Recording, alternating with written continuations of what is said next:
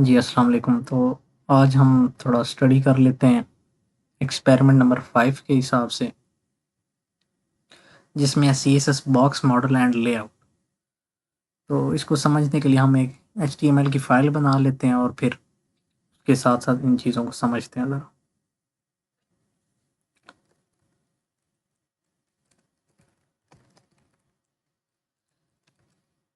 अच्छा जी।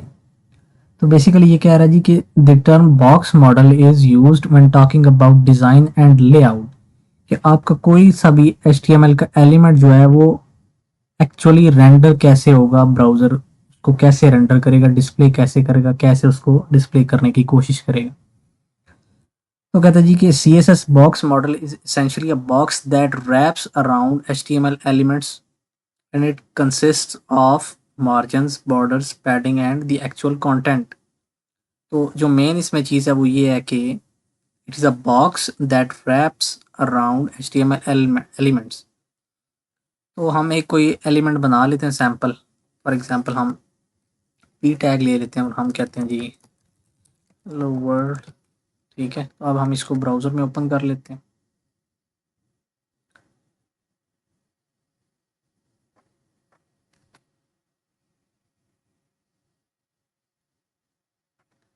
अच्छा, तो ये हो गया ब्राउज़र में ओपन। अब हम इसको एक्चुअली अंडरस्टैंड करने के लिए कंसोल ना ओपन कर लेते हैं। इंस्पेक्ट एलिमेंट में चले जाते हैं, जो कि आप ऐसे राइट क्लिक करके भी जा सकते हैं। तो हम इसको हाईलाइट कर लेते हैं और ये आपको बिल्कुल राइट साइड पे ना, बॉटम साइड पे आपको ये जो नज़र आ रहा है इसी को बेसिकली कहते हैं C S S box model, जिसमें कुछ मेजर चीज़ें जो नज़र आ रही हैं वो एक्चुअल कंटेंट, उसके अलावा कंटेंट के ऊपर जो चीज़ आएगी वो क्या आएगी, पैडिंग। और अगर आप बॉर्डर अप्लाई करते हैं तो पैडिंग के ऊपर आएगा। और इस पूरे बॉर्डर या इस ओवरऑल कंटेंट के बाहर साइड पे जो चीज़ अप्लाई होगी, आउटर दी कंटेंट अप्लाई होगी, वो होगा मार्जिन। ठीक है, और जो उस कंटेंट और बॉर्डर के अंदर साइड पे अगर आप कोई स्पेसिंग वगैरह ऐड करना चाहते हैं तो वो होती है पैडिंग। तो इसके हम एग्जांपल देख लेते हैं।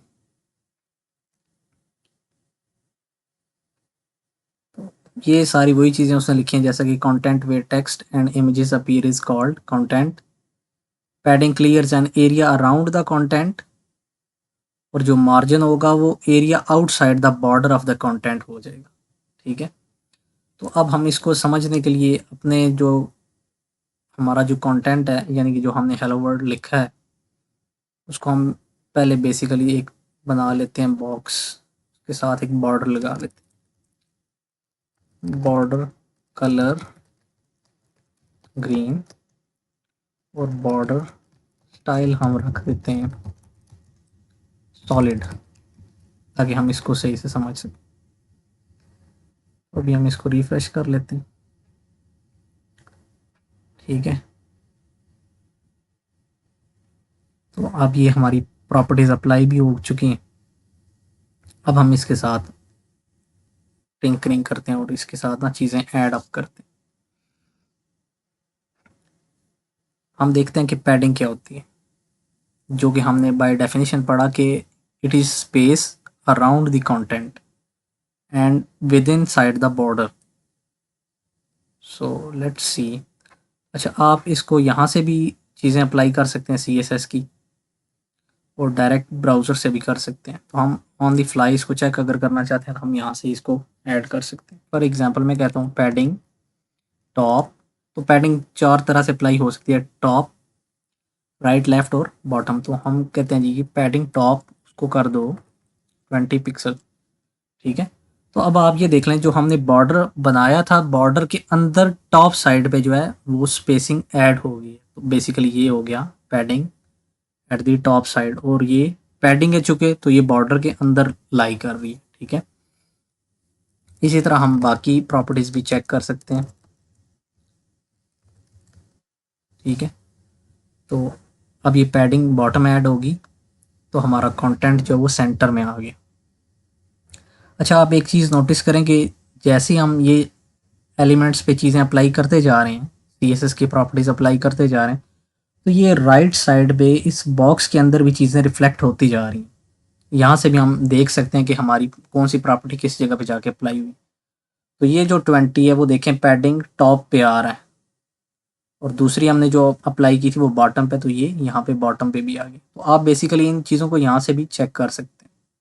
फॉर एग्जांपल मैं कहता हूँ 40 पिक्सल, ठीक है। तो आप ये देख लें इस बॉक्स मॉडल में अगर हमने कुछ चेंज किया है तो वो इधर भी रिफ्लेक्ट हो गया, यहाँ पे एक्चुअल कोड में भी रिफ्लेक्ट हुआ है। एक्चुअल कोड वो जो ब्राउज़र के अंदर रेंडर हो रहा है, नॉट वो वाला जो एक्चुअल फाइल में। तो इस तरह से भी हम इसको चेक कर सकते हैं। लेट सपोज हम कहते हैं जी पैडिंग लेफ़्ट वाली हम इसको ऐड करना चाहते हैं, हम कर देते हैं 30 पिक्सल्स। आप देखें कि यहाँ पे खुद ब खुद उसने ब्राउज़र ने पैडिंग लेफ़्ट की प्रॉपर्टी ऐड किया और 30 पिक्सल्स उसको वैल्यू दे दिया, और आप इसका रिज़ल्ट भी सामने देख सकते हैं, ठीक है। तो इसी तरह आप चारों तरह से पैडिंग अप्लाई कर सकते हैं जो कि विद इन द बॉर्डर होगी स्पेसिंग। अच्छा, फ़र्ज़ करें आप पैडिंग अप्लाई करना चाह रहे हैं और आप इसका शॉर्ट फॉर्म लिखना चाह रहे हैं, तो वो भी हम लिख सकते हैं। तो वो हम लिख लेते हैं जी। तो उसको लिखने का तरीका ये पैडिंग, आप क्लॉकवाइज चलते हैं।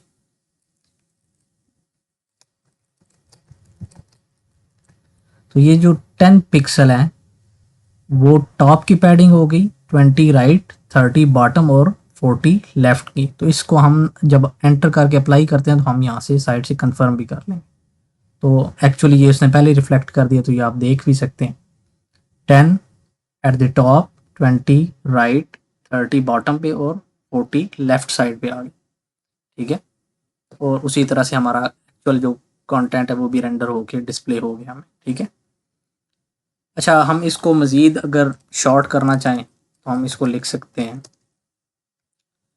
10 पिक्सल एंड 20 पिक्सल।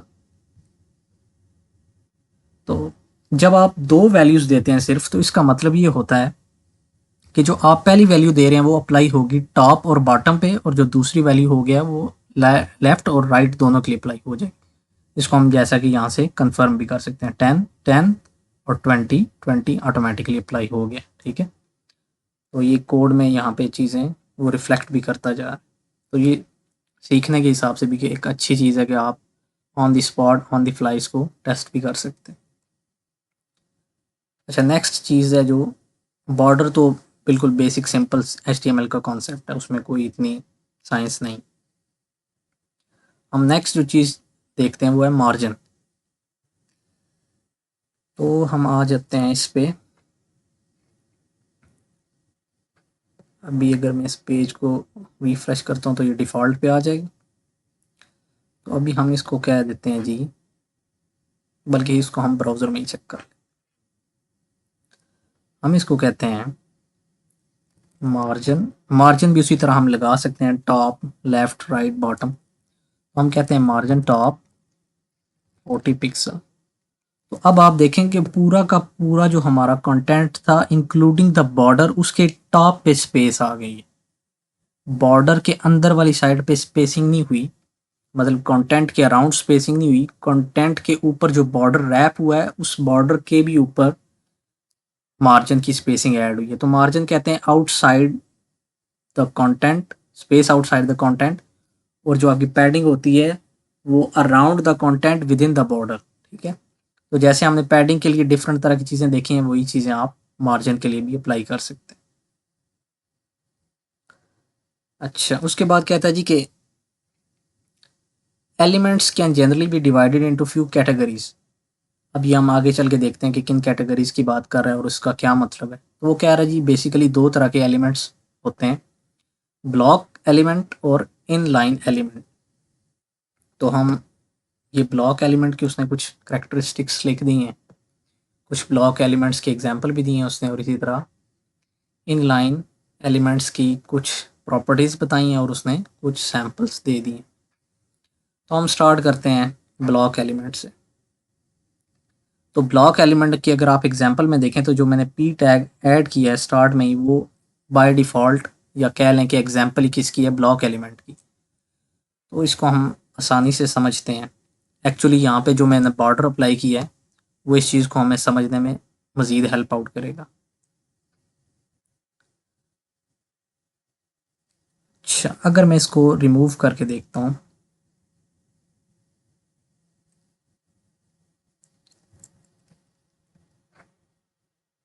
तो ये हमें सिर्फ लग रहा है कि इस पेज पे ना सिर्फ हेलो वर्ल्ड लिखा हुआ है और आगे यहाँ पे ना बिल्कुल ब्लैंक स्पेस है, मतलब हम कोई भी और चीज़ ऐड करेंगे तो यहाँ पे आ जानी चाहिए।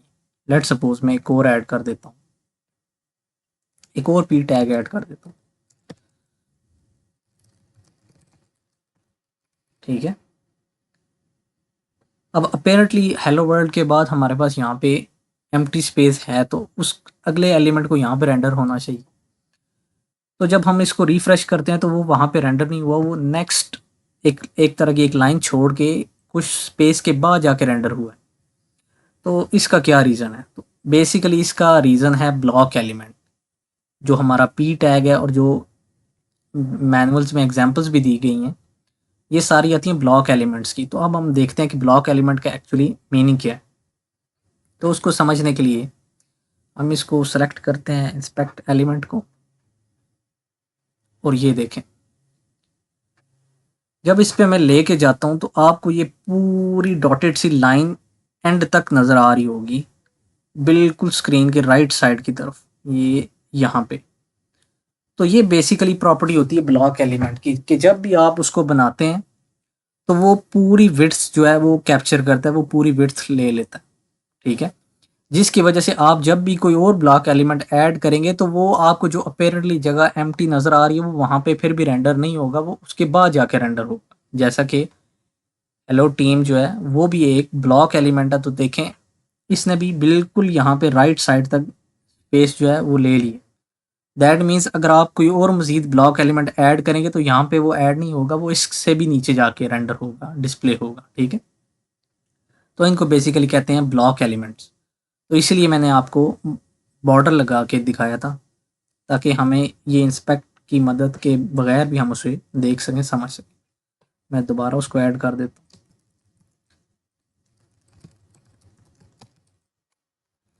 हम कह देते हैं जी बॉर्डर स्टाइल सॉलिड, ठीक है। तो ये चीज़ आप क्लियर कट देख सकते हैं कि जो पी है उसका जब वो रेंडर हो रहा है तो उसका इफेक्ट क्या हो रहा है, ठीक है। तो इस तरह की चीज़ों को क्या कहते हैं, ब्लॉक एलिमेंट्स। बाकी एग्जांपल्स इसमें मैनुअल में दी हुई हैं, ठीक है। अभी हम इन लाइन एलिमेंट को भी डिस्कस कर लेते हैं और फिर हम इन दोनों की प्रॉपर्टीज़ को डिस्कस कर लेते हैं। तो इन लाइन एलिमेंट्स के एग्जांपल में वो कह रहा है जी, एंकर टैग है, स्पैन है, बोल्ड है, एम्फेसिस है, इटैलिक है, साइट, और भी काफ़ी सारे। तो हम एक सैंपल के तौर पे ना इटैलिक टैग को ले लेते हैं। हम इसकी जगह पे लिख देते हैं इटैलिक।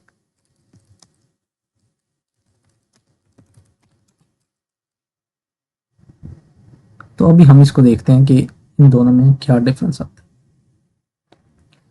तो इसको भी हम लगा लेते हैं, बॉर्डर लगा लेते हैं अपनी आसानी के लिए, ताकि हम इसको विजुलाइज कर सकें।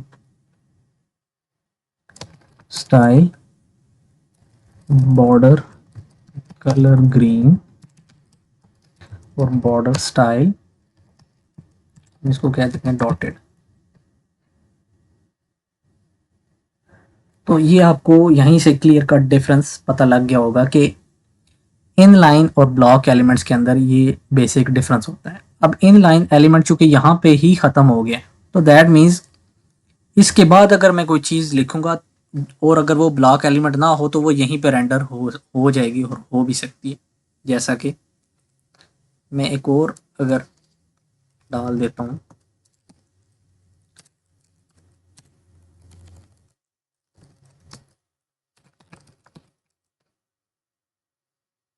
तो आप ये देखें कि चूंकि ये पिछला वाला इन लाइन एलिमेंट था और यहाँ पे आगे जगह जो है वो उसने पिछले वाले एलिमेंट ने नहीं ली हुई, तो अगला जो भी एलिमेंट होगा बशर्ते कि वो ब्लॉक एलिमेंट ना हो तो वो उसी जगह पे रेंडर हो सकता है, ठीक है।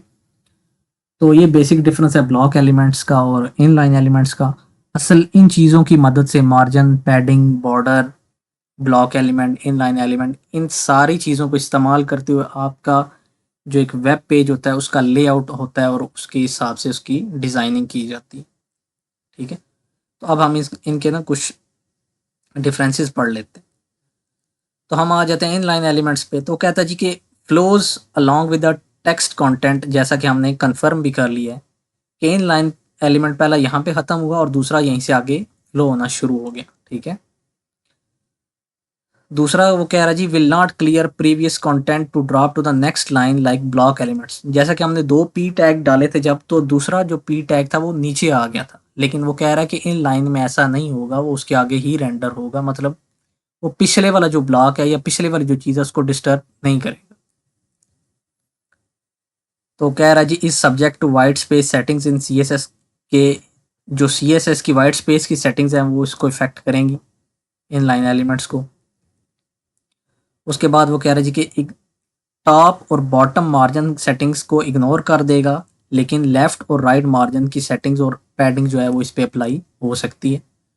ठीक है, तो ये आप यहाँ पे आके ऑन द स्पॉट इसको चेक भी कर सकते हैं, ऑन द फ्लाई इसको टेस्ट भी कर सकते हैं। ठीक है, और कह रहा है जी कि will ignore the width and height properties.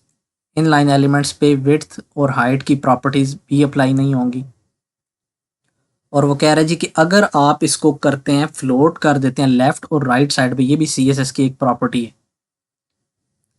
तो अगर आप इसको कर देते हैं फ्लोट लेफ्ट या राइट पे, तो वो कह रहा है जी कि ये ऑटोमेटिकली ब्लॉक लेवल का एलिमेंट बन जाएगा, और जब ये ब्लॉक लेवल का एलिमेंट बन जाएगा तो सारी कैरेक्टरिस्टिक्स उसकी ब्लॉक एलिमेंट के जैसे हो जाएंगी। और लास्ट पॉइंट ये है कि इस subject to the vertical align property के इन लाइन जो एलिमेंट होगा उस पर आप एक और चीज़ अप्लाई कर सकते हैं जिसको कह सकते हैं वर्टिकल अलाइन। ठीक है, तो इससे भी आप चीज़ें चेक कर सकते हैं कि क्या डिफरेंस आता है और आ सकता है।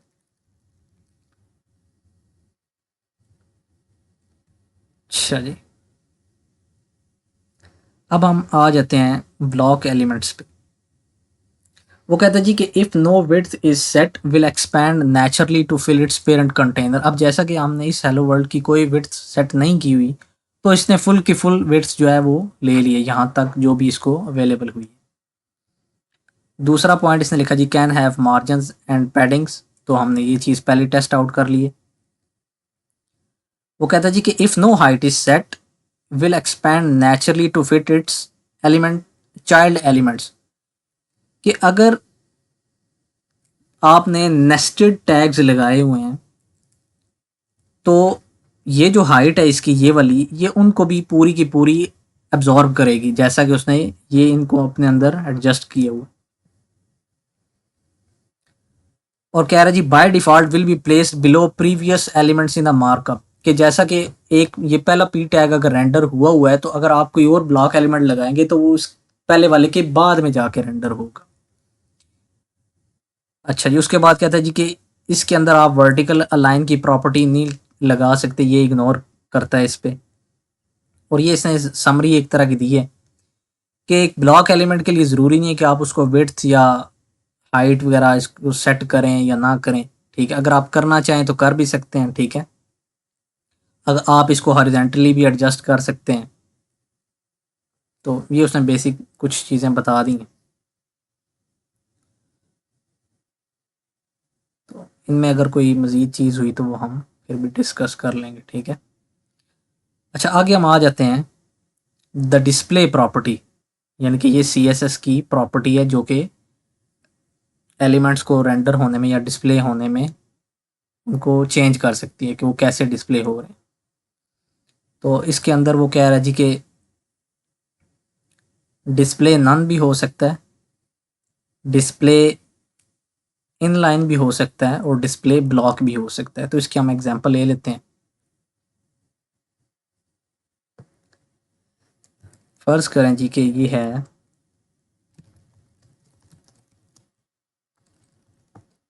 पी टैग, पेज को हम कर लेते हैं रिफ्रेश, और ये हमें यहाँ से ही क्लियर कट आइडिया हो रहा है कि ये ब्लॉक टैग है, ब्लॉक एलिमेंट है, क्योंकि ये फुल विड्थ ले रहा है। ठीक है, तो हम क्या कर सकते हैं जी, वो कह रहा है जी कि अब बेसिकली वो डिस्प्ले प्रॉपर्टीज को चेक कर पाएगा। तो हम कहते हैं डिस्प्ले नन, इसका मतलब है वो एलिमेंट ही शो नहीं करेगा। ठीक है, तो ये देखें यहाँ से वो एलिमेंट ही ख़त्म हो गया, रेंडर ही नहीं हो रहा। बेसिकली आप इसको ऐसे ले सकते हैं, कंसिडर कर सकते हैं। ठीक है, अच्छा अगर मैं इस प्रॉपर्टी को हटा देता हूँ, वापस आ गया। ठीक है, अच्छा बाय डिफ़ॉल्ट हमने पहले ही पढ़ा है जो पी का टैग है वो क्या है, ब्लॉक का टैग है, ब्लॉक एलिमेंट है। तो हम इसका अगर प्रॉपर्टीज़ की चेंज कर दें और हम इसको कर दें इन लाइन, तो अब आपने देखना क्या चेंज आ रहा है इसमें। ठीक है, तो अब आपने देखा कि अब यहाँ पे इसकी लाइन ख़त्म हो रही है। इसको मैं बॉर्डर लगा लेता हूँ ताकि ज़्यादा बेहतर से हम समझ सकें।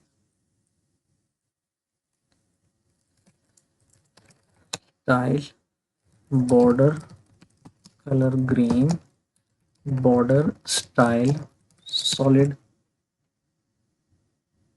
ठीक है, पेज रिफ्रेश हुआ है तो हम इसको दोबारा ऐड कर लेते हैं प्रॉपर्टी को। डिस्प्ले नन पे तो देख लिया था हमने कि वो रेंडर ही नहीं होगा। ठीक है, उसके अलावा हम देख सकते हैं कि ब्लॉक तो ये पहले से ही है क्योंकि ये पी टैग है, तो हम इसको कहते हैं अगर इन लाइन कर दो तो इससे क्या फ़र्क पड़ेगा। ठीक है, तो देखें कि इन लाइन करने से उसकी सारी वही करेक्टरिस्टिक्स आ गई जो कि इन लाइन एलिमेंट की होती हैं। ठीक हो गया,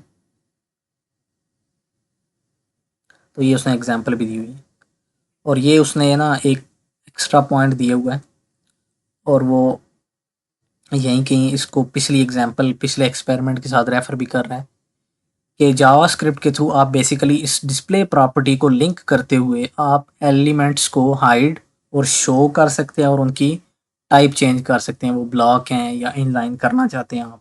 ठीक है, तो आप मिसाल के तौर पे कोई ऐसी फील्ड रखना चाहते हैं, कोई बटन रखना चाहते हैं कि जावास्क्रिप्ट के थ्रू वो शो हो हाइड हो, इस तरह का अगर आप कोई फंक्शनैलिटी चाहते हैं तो वो भी आप इन कुछ प्रॉपर्टीज़ को डिस्प्ले की प्रॉपर्टी को यूज़ करके जावास्क्रिप्ट के साथ तो ये अचीव कर सकते हैं। ठीक है,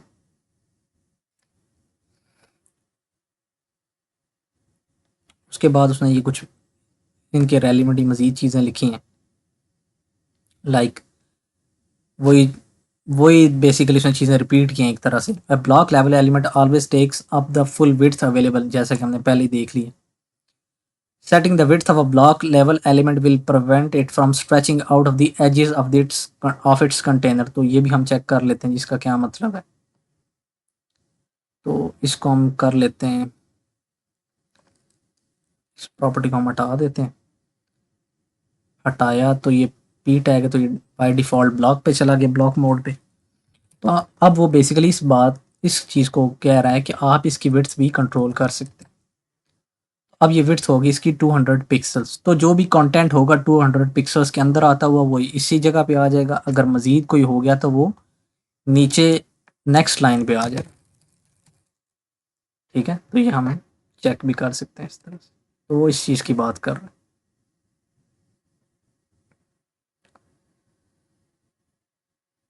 अच्छा जी, then you can set the margins to auto to horizontally center the element within its container। तो ये अब डिफरेंट टेक्निक्स की बात कर रहा है। वो कहता है जी कि अगर आप उसके मार्जिन को ऑटो पे सेट कर रहे हैं तो ये जो एलिमेंट होगा ये सेंटर अलाइन हो जाएगा उस कंटेनर के अंदर। तो हम ये टेस्ट कर लेते हैं, like margin auto, margin auto.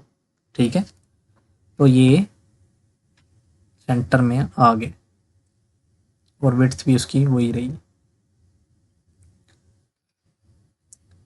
अच्छा उसके बाद वो आ जाता है इन डिव्स का, और ये जो इसने चीज़ें लिखी हैं इसको हम देख लेते हैं डायरेक्ट।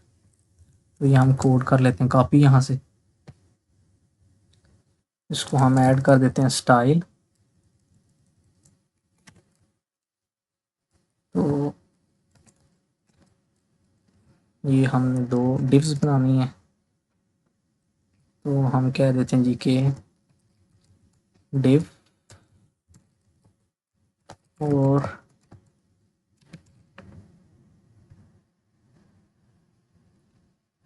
अच्छा जी, div बेसिकली कह रहा होता है डिवीजन, कि आप इसको इस्तेमाल करते हो और CSS की प्रॉपर्टीज को इस्तेमाल करते हुए अपने पेज को डिफरेंट तरह से डिजाइन कर सकते हैं और टारगेट कर सकते हैं डिफरेंट एलिमेंट्स को। तो हम कह देते हैं क्लास ex1, इसमें कुछ भी कंटेंट लिख देते हैं, और हम कहते हैं क्लास ex2। ठीक है, तो अब हम इसको दोबारा से रेंडर करवाते हैं, डिस्प्ले करवाते हैं।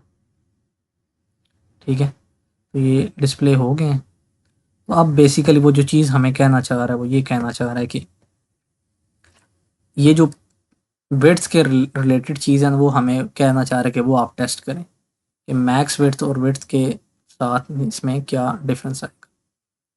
तो जो पहले वाला डिव है उसके अंदर हमने लगाया हुआ है विड्थ 500 पिक्सल, और जो दूसरा वाला उसके अंदर है मैक्स विड्थ 500 पिक्सल। तो देखते हैं इसको कि इसमें क्या डिफरेंस आता है। तो इसमें वो कहता है जी कि अगर आप इस ब्राउज़र की स्क्रीन को कम कर दें तो फिर देखें क्या इफेक्ट आता है। तो अभी तक दोनों बिल्कुल एक जैसी नज़र आ रही हैं,